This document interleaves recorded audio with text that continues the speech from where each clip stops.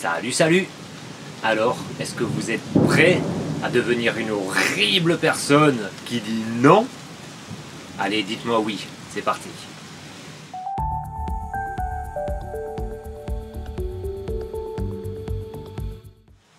Alors, en regardant les deux dernières vidéos, tu comprends un petit peu là-dedans que le fait de dire oui tout le temps, à tout moment, ça peut être ou un effet de pas vouloir de conflit, ou un effet de vouloir plaire, ou un effet de se prendre pour un sauveur, que si personne d'autre ne le fait, alors qui va le faire?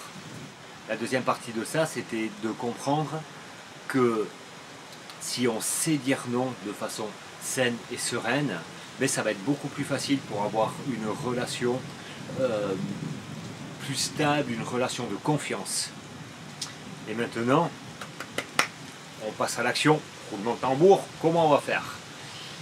Ben c'est quelque chose de, quelque part c'est très simple, mais quelque part c'est pas toujours évident de mettre en œuvre. En gros, la prochaine fois que quelqu'un vous demande quelque chose, ben vous allez dire non, je le ferai pas. Sauf, bien sûr, au boulot, si vous êtes engagé dans quelque chose, si vous êtes serveur dans un café, qu'on vous demande un verre, vous n'allez pas dire non, bien sûr, bien entendu. Ça va être un petit peu, je ne sais pas quel exemple prendre, mais la grand-mère qui vous demande d'aller faire les courses tous les samedis et puis ça ne vous fait pas vraiment plaisir, et bien samedi prochain, vous dites, écoute mamie, samedi je ne serai pas dispo pour aller faire les courses. Voilà, tout simplement. Je ne serai pas dispo, il faut que tu trouves une autre solution. Votre ado, peut-être que la prochaine lessive, eh ben, vous direz, ben non, je te la fais pas. Il y a une histoire d'un de mes mentors de formation un petit peu qui racontait ça, et j'ai trouvé ça mais tellement impactant. Lui, quand il a eu cet exercice à faire, il a un revenu plutôt confortable, il habite dans un petit village, et il y a un enfant de l'école qui vient pour lui vendre des plaques de chocolat pour financer le voyage. Et il était posé devant l'enfant, et puis en fait, ça ne l'intéressait pas d'acheter des plaques de chocolat. Et puis il fallait qu'il fasse l'exercice. Il lui a dit non. Tout simplement. Il lui a dit, écoute, je ne te prendrai pas de plaques de chocolat ce coup-ci. Et donc voilà, c'est ça, pousser l'exercice. C'est se mettre en danger, parce que quand il a fait ça, ben, il se met quelque part en danger, parce que qu'est-ce qu'ils vont dire les voisins? Qu'est-ce qu'il va dire? Il y avait le père qui l'attendait dans la voiture au gamin. Ou ah ben lui, tu vois, avec son revenu, il t'achète même pas une plaque de chocolat à 2 euros. C'est sur des choses absurdes comme ça. La prochaine fois que vous n'avez pas envie de faire quelque chose et qui ne fait pas partie d'un engagement professionnel,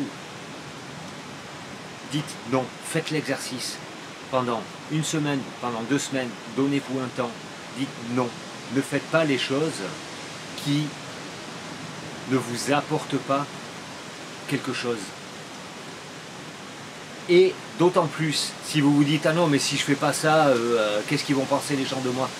Si tout d'un coup vous détectez cette idée de jugement, d'autant plus, dites non, je ne le ferai pas. Qui va tenter l'exercice?